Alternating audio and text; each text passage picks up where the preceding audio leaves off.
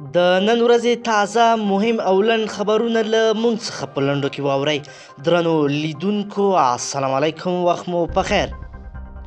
عطا محمد نور ولس دې د ثبات او همپالنې ټاکنیز ټیم په غوښتنه لاریونونو کې برخه وانخلي.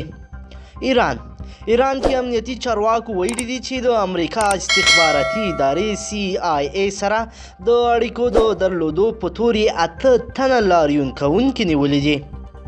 خوست په داسې حال کې چې افغان امریکایي ځواکونه د ملکیانو د مرژوبلې په مخنیوي ټینګار کوي او د رسنیو په مخ کې تل طالبان د دا ډول پیښو مسؤلین بولي، په یو تازه پیښه کې چې په خوست ولایت کې رامنځته شوې ده، د ښځو او ماشومانو په ګډون ګڼ شمېر ولسي وګړي په یو هوایي برید کې وژل شوي دي. سیمه ییزې سرچینې وایي دغه بمباري د یاد ولایت د مرکز اړوند سیمه کې د ملکي خلکو پر هغه موټر ترسره شوی چې غوښتل یې خپل ناروغان د خوست ملکي ولایتي روغتون ته ولېږدوي.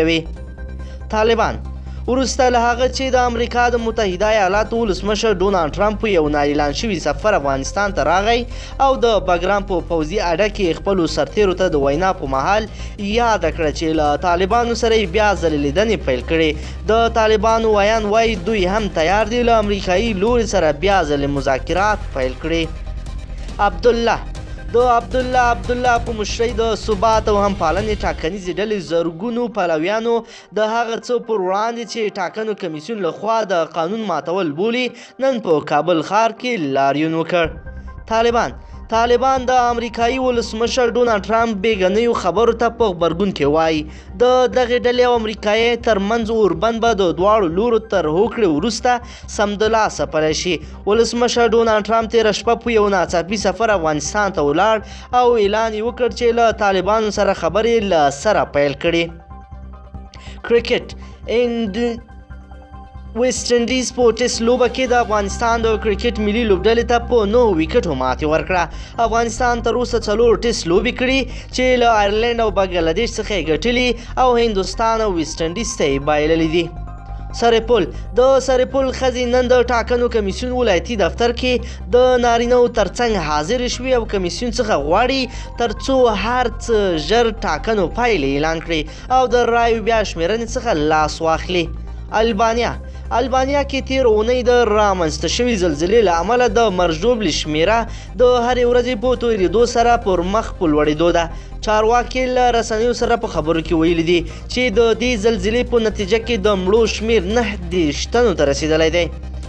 لاریون د ثبات او همپالنې ټاکنیز ټکټ د کاندید عبدالله د پلویانو مظاهره د یوې شپږمادیزې قطعنامې په وړاندې کولو سره په کابل ښار کې پای ته ورسېدله. پکتیکا په خیرکوټ او جاني خیل ولسوالیو کې د 65 میلیونه افغانیو په لګښت د 10 بستریز روغتون، 2 استنادي دیوالونه او یوه خامه سړک د جوړولو کارونه پیل شول. د کاپیسا امنیتي مسؤلین وایي چې دغه ولایت په آلاسای ولسوالۍ کې د هوایي برید په ترڅ کې د طالبانو د نظامي کمیسیون مسؤل وژل شوی او څو کسان یې ټپیان دي. فرانسې ولسمشر ایمانویل ماکرون د شمالي اتلانتیک تړون سازمان ناټو کې د همغږۍ نشتون او همدارنګه د امریکا په نه اټکل کېدونکي چلند نیوکې وکړې. د پاکستان د پوځ د مشر دندې موده د 6 میاشتو لپاره وغځول شوه. د ویلو ده چې د پاکستان حکومت د پوځ د مشر د دندې موده د 3 کلونو لپاره غځولې وه چې د سترې محکمې لخوا د حکومت دا پریکړه رد شوه.